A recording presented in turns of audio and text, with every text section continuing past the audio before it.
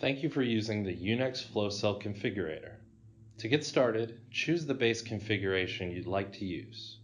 We've selected 11 of our most popular configurations to choose from. If you choose to start from scratch, you will begin with the default dimensions, number of levels, and tracks. Use the first window to set your dimensions. You can change the unit height, unit width, and unit depth here. You can also increase the number of connected bays. Once you've set your dimensions and selected how many bays you'd like, navigate to Step 2, Track Types. Here you can adjust the number of levels, select which accessories you'd like, and make changes to the track types within your FlowCell.